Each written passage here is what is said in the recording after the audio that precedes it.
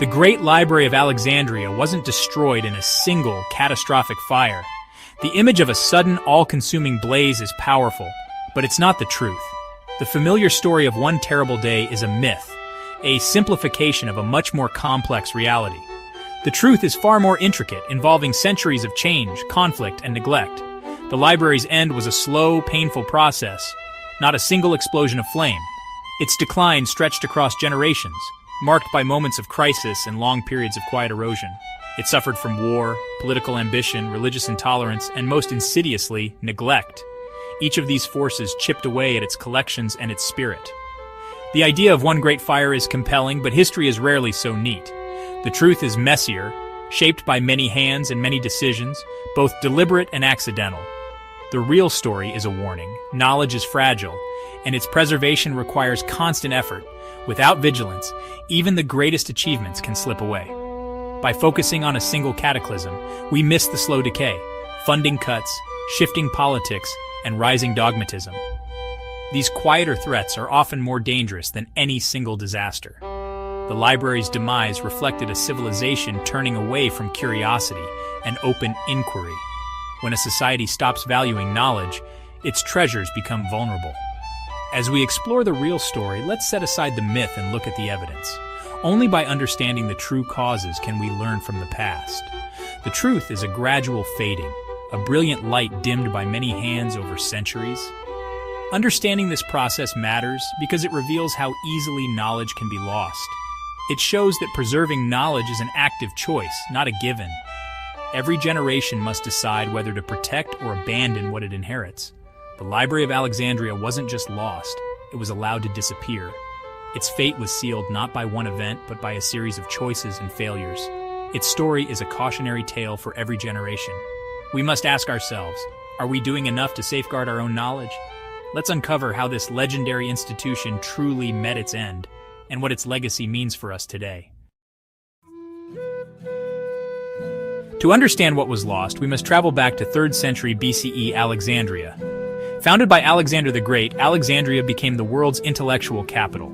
The Ptolemies, its rulers, dreamed of collecting all human knowledge under one roof. They created the museum, a research institute, and the library, its beating heart.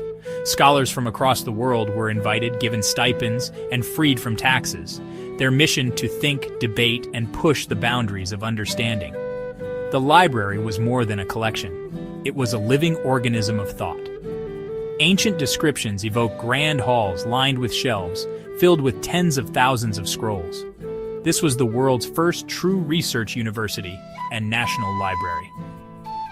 The Ptolemies believed that gathering knowledge would spark new ideas and discoveries.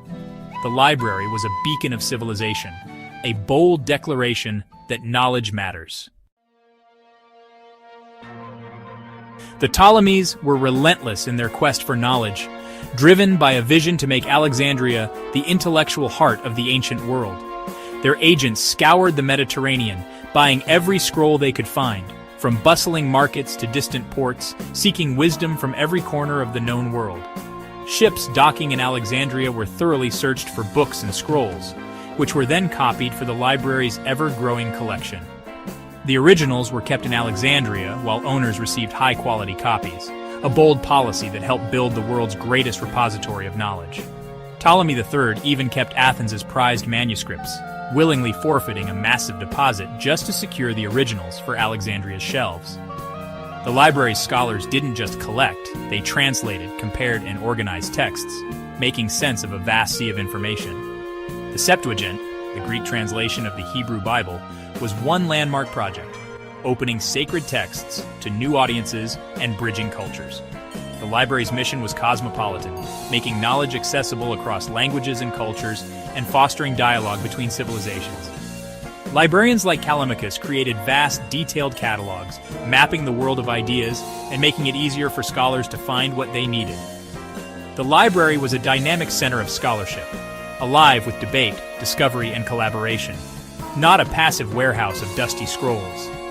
Its innovative systems of cataloging and translation set the standard for centuries, influencing libraries and scholars far beyond Alexandria. Alexandria's drive to acquire, copy, and share knowledge was unprecedented, shaping the intellectual landscape of the ancient world. It created an intellectual ecosystem unlike any before, inspiring generations to come and leaving a legacy that still echoes today. What filled the library's shelves? Nearly everything known to the ancient world. It held the complete works of Homer, Plato, Aristotle, many now lost to us. Multiple editions allowed scholars to compare and refine texts, birthing textual criticism. The collection spanned cultures: Babylonian histories, Egyptian texts, astronomical charts. The loss is staggering. Entire civilizations' voices, scientific treatises, and creative works vanished. Within its walls, Eratosthenes measured Earth's circumference, Heron built a steam engine, Aristarchus proposed a heliocentric model. Most of these works survive only in fragments or references. The destruction wasn't just the loss of old books, it erased potential futures. The library's fall forced humanity to rediscover knowledge already known. Its loss reset the course of intellectual progress. The first major blow to the Library of Alexandria is often linked to the actions of Julius Caesar, a figure whose ambition and military campaigns shaped the ancient world. In 48 BCE, during a fierce siege, Caesar's troops set fire to Alexandria's bustling harbor, hoping to block enemy ships and secure their position. The flames quickly spread out of control, leaping from ship to shore and engulfing nearby warehouses. These buildings may have contained thousands of precious scrolls and irreplaceable documents. Ancient sources claim that as many as 40,000 scrolls were lost in the chaos, though most historians believe the main library building itself survived this disaster, at least for the time being. This was not the library's total destruction, but it was a devastating warning, a sign that even the greatest centers of knowledge were not immune to the violence of war. Caesar himself valued learning and culture. The fire was never intentional, but rather a tragic accident, collateral damage in a much larger power struggle for control of Egypt. This event is a stark reminder of how easily knowledge can be lost amid political chaos and the ambitions of powerful men. In the aftermath, the library endured, its shelves replenished by generous gifts, such as Mark Antony's legendary donation of scrolls from Pergamum, helping to restore what was lost. Yet the fire marked a turning point, exposing the library's vulnerability to the world and to history. The library was no longer seen as invincible, but as a fragile beacon of knowledge, threatened by the world's violence and uncertainty. The scholars and caretakers adapted, rebuilding what they could, but the scars of this tragedy would never fully fade from memory. This was only the first of many wounds the library would suffer in its long and troubled history. The warning was clear. Even the greatest repositories of human achievement are fragile, and their treasures can vanish in an instant. Greater dangers and darker days still lay ahead for the Library of Alexandria. After Caesar's fire, the library's decline became slow and silent. Under Roman rule, Alexandria lost its status, and funding dwindled. The city's intellectual golden age faded as priorities shifted to Rome. The library became more a university than a cutting-edge research center. Political instability and civil unrest plagued Alexandria. In 272 CE, Emperor Aurelian's campaign destroyed the Bruchion district, likely erasing what remained of the original library. By then, the institution was a shadow of its former self. The real killer was neglect. Budgets cut, buildings decayed, scholars left. The idea of universal knowledge eroded, replaced by practical concerns. The library's light dimmed, not with a bang, but with a whimper. Its decline is a warning about the dangers of apathy. Great institutions die not just from violence, but from indifference. The library's daughter institution, the Serapeum, met a dramatic end. In 391 CE, as Christianity became Rome's official faith, pagan temples were targeted. The Patriarch Theophilus led a mob to destroy the Serapeum, symbol of pagan learning. The fate of its scrolls is unclear. Some say destroyed, others dispersed. The event's meaning is clear: knowledge was destroyed in the name of ideological purity. This was not neglect or accident, but deliberate erasure. The clash between open inquiry and dogmatism ended with the triumph of intolerance.